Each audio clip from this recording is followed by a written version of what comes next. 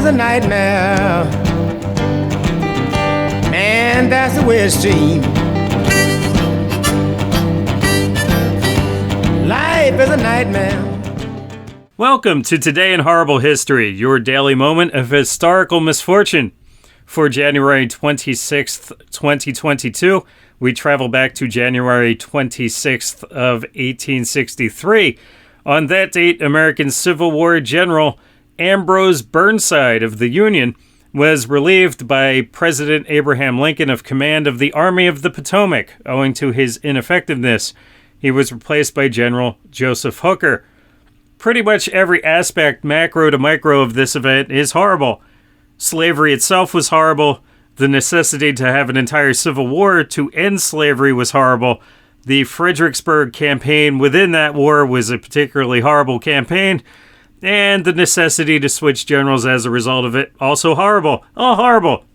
In short, Burnside was severely out-officered by Confederate General Robert E. Lee at Fredericksburg, leading to Burnside's Union troops getting bogged down in a so-called mud march, which saw them suffer 13,000 casualties in a one-sided routing. This event was described by one observer as butchery, even by Civil War standards. Is it just me, by the way, or does this Lee depiction at Fredericksburg take an unusual angle? It looks less like a Lee portrait and more like the Mona Lisa of horse butts, which happens to have a Robert E. Lee in the background. In any event, Lincoln switched generals, replacing Burnside with Hooker.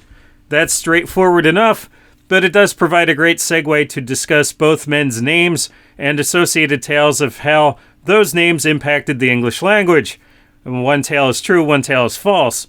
It is absolutely true that General Burnside's hipster mutton chop look inspired the English word sideburns. That's our least aerodynamic facial hair.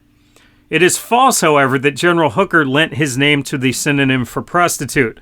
Although Hooker had a reputation for whiskey drinking, and his troops did have a group of camp followers, as they were known, following them. This was common at the time.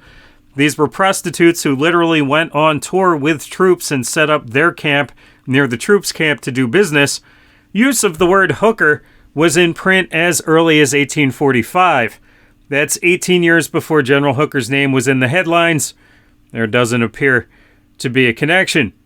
Be sure to like this video and subscribe to the channel for more Today in Horrible History. Remember that after a brief visit, the rest of your day can only seem better by comparison. Life is a nightmare. Man, that's the way it seems. Life is a nightmare.